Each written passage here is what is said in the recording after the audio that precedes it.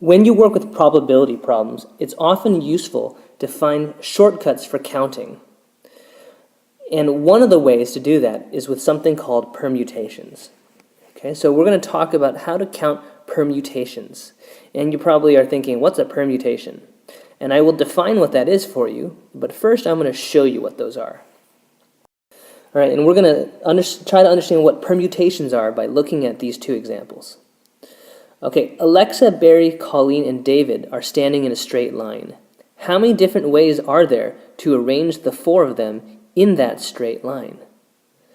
Okay, now if I were to write all of the different ways to arrange the four people in that straight line, it would look something like this, right? I could have Alexa, Barry, Colleen, David, or I could have Alexa, Barry, David, Colleen. I could have Alexa, Colleen, Barry, David. I could have Alexa, Colleen, David, Barry, etc., right?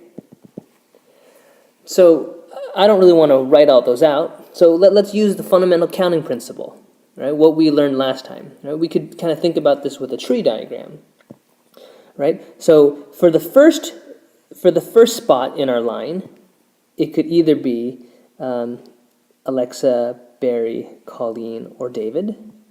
And then after choosing someone for the first spot, then we've got to choose someone for the second spot, right? If we chose Alexa, then the next person would either be Barry, Colleen, or David, right? If I chose Barry, the next person would either have to be Alexa, Colleen, or David, right? Etc., right? The point is that each of these are going to have 3 branches, okay? And then now that we've chosen the first 2 seats, then this is going to have 2 more branches here, right? So for example here, if I chose Alexa to be first, then Barry, then the next person would have to either be Colleen or it would have to be David. And if I chose Colleen, then the last person would have to be David. And if I chose David, then the last person would have to be Colleen. Right? And you can do this for all of these, right? If I chose Colleen, then it would have to be Barry next, or David. If I chose here Alexa, Colleen, Barry, then the last person would have to be David. The last person here would have to be Barry. Right? So you guys get the idea. I'm not going to do the whole thing, but obviously there's 4 people who could possibly be in the first spot, and then after choosing the first spot, then there's 3 people left who could be here. Right? So each of these 4 has 3 branches, making 12, and then each of these 12 has 2 more branches, making 24, and each of these 24 has 1, so you just have 24 at the end, right? We've talked about this before, so this is just doing 4 times 3 times 2 times 1, right, which is 24. Right? So there are 24 different ways to arrange these 4 people. Right? So this is nothing new. We did this with our fundamental counting principle. But here's the new thing that you need to know about this. What are these different arrangements called? These different arrangements are called permutations. So one way to answer this question is to say that there are 24 different permutations. Okay, so I'll say that again. Each of these different arrangements is called a permutation. There's 24 different ways to arrange these 4 people. There's 24 permutations. Let's look at another one. Let's say these same 4 people, Alexa, Barry, Colleen, and David, decide to sit down. But there's only 2 chairs. So how many ways are there for these 4 people to sit down in the chairs? Right? And we're going to assume there's only 1 person in each chair. Well, it could be Alexa and Barry sitting down. Right? Alexa in the first seat and Barry in the second seat. Or it could be Alexa and Colleen sitting down. Alexa and David. Right? Or it could be Barry in the first seat, Alexa in the second seat. Or it could be Barry in the first, Colleen in the second. Right? Or it could be Barry in the first and David in the second. Right? Etc., right? There's a whole bunch of these. Right? We don't want to have to count these up. We want to try to use our fundamental counting principle to do the shortcut. But before I do that, again, I want you to realize What are each of these different arrangements called? These are called permutations.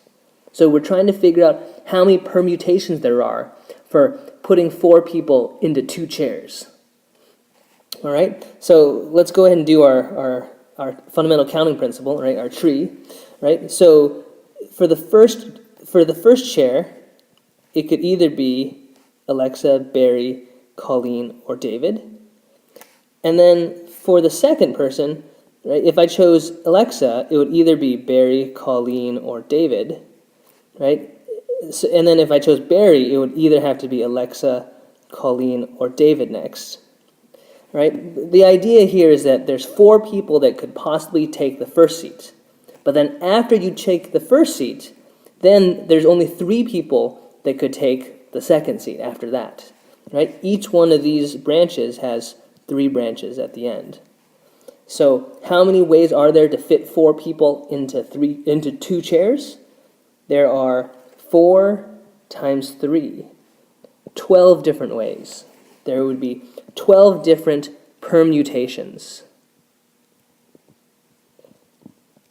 Okay, so remember, each one of these things is called a permutation. Okay, so let's define this a little bit better. Right, here's our definition. A permutation is a way of picking and arranging items. Right? So we have a certain number of items, and then we're going to pick some of them and rearrange them. And each one of those arrangements is called a permutation. We use this notation here, NPR, right? If you see NPR, this is the number of ways, or the number of permutations, of picking and arranging R items out of N items. Let me give you an example of that. So what would that mean? That would mean if I had 12, let's say 12P3. That means this would count up the number of ways to pick 3 people or 3 objects out of 12, right? Pick and arrange 3 people out of 12, right? Or if I had, let's say, 7P4, that means there are a total of 7 items, and we're only going to pick and arrange 4 of them, right? It's kind of like the problem we did before. Imagine there's 7 people, but there's only 4 chairs, right? We can only pick 4 people to sit in those chairs out of the 7. So 7P4 is the number of ways to pick and arrange 4 people out of the 7. If we think back to the first 2 problems we did, we're not going to redo these, but let's think about what was happening. This one, we had the 4 people, and we're going to have them stand in a straight line.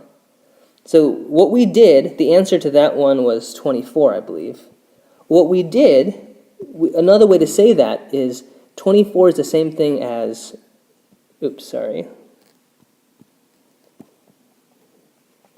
That number that we calculated, that's the same thing as saying 4P4, right? Because there were 4 people total, and we picked all 4 of them, because all 4 of them were going to be in a straight line.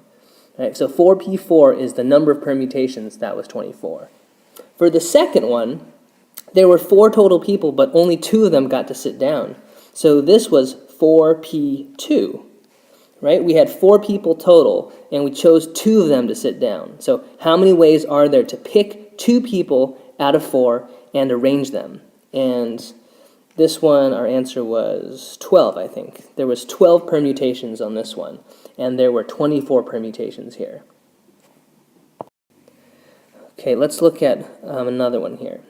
Gary, Maricela, Julio, Spencer, and Taylor all want to be an officer of their school club. The possible positions are president, vice president, and treasurer. How many ways are there to select people for these 3 positions? Well, what I notice is that there are 5 people, but there's only 3 positions: president, vice president, and treasurer. So not everyone can have a position, right? I mean, maybe it's going to be Gary is president, Maricela is VP, Julio is treasurer, or maybe it's Maricela is president, Gary is vice president, Taylor is treasurer, right? There's all these different possibilities. And again, each one of these is called a permutation. And we're trying to figure out how many permutations there are if we pick 3 people out of 5. So this is, again, 5p3. This notation is what I'm trying to get you to get used to. Again, 5p3, all that means is we've got 5 people total, and we're going to select and rearrange 3 of those people. So picking 3 people from these 5 and figuring out all the ways to arrange them. Those are the different permutations. Okay, and to do this one, how many ways are there to do that? How do we count this up? Right? Well, if we think about our tree, there would be Gary, Marcella, Julio, or Taylor. Right? Those people could each be president. Right? But then once we choose president, then we would have to choose a VP. Right? And there would only be 4 people left to choose VP. Right? And then after choosing those people, right, so if I chose Gary, then this would either have to be Marcella, Julio, Spencer, or Taylor. And then after choosing a president and then a vice president, then there's only going to be 3 people left to be treasurer, right?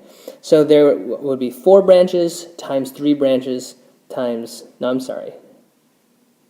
Oh, I miscounted here. Oops.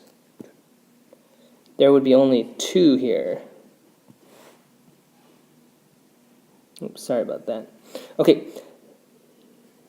Did I miscount this? I did miscount this. There were 1, 2, 3, 4, 5 people, and I missed someone. Who did I miss? I missed Spencer. Sorry about that. Let me fix this. So let me kind of start over. Sorry about this. Okay, so there are 5 people. So Gary, Marcelo, Julio, Spencer, and Taylor. 5 people could be president. Then after that, there could be 4 people left for VP, and then 3 people left for treasurer. So the number of permutations would be 5 times 4 times 3, because there's 5 branches here. Each one of these branches off into 4, and then that gets 20, and then each of these 20 branches out to 3, so there's 60 there. So there are 60 different permutations.